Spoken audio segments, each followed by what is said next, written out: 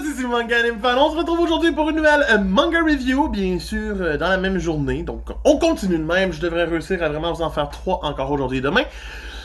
Donc, sans plus tarder, si tu as lu le tome, like, commente, abonne-toi, dis-moi ce que t'en as pensé. On parle de Mashle, tome 7, publié chez Kazé.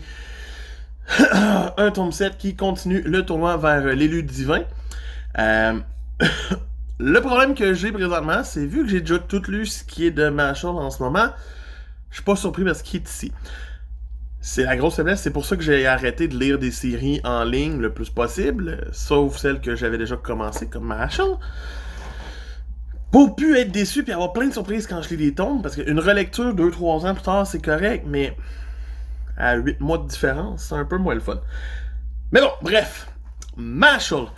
On reprend ici avec son combat contre le gars qui utilise contre Carpaccio Royan, qui renvoie la douleur.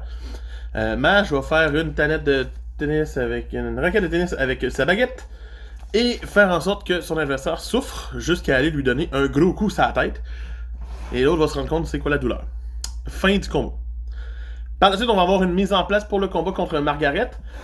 Et c'est étrangement la meilleure partie. Oui, on a un petit chapitre, mais entre où c'est que Mashle fait une partie de tu ne dois pas regarder dans cette direction. Là, où, ah. Et il va la faire. C'est sympathique, c'est un petit jeu.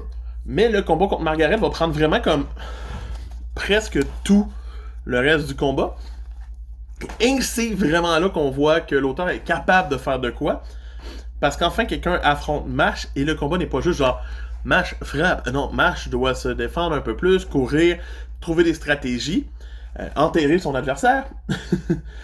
Et c'est vraiment bien pensé.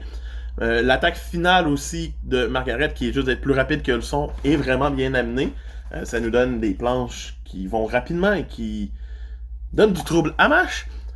Par la suite, on va avoir le début de la phase finale de cet arc-là, qui est l'arrivée d'Innocent Zero, le père à Mash, ça a été dit dans le tome, qui arrive pour se joindre à la fête, et le directeur Wahlberg de faire genre non.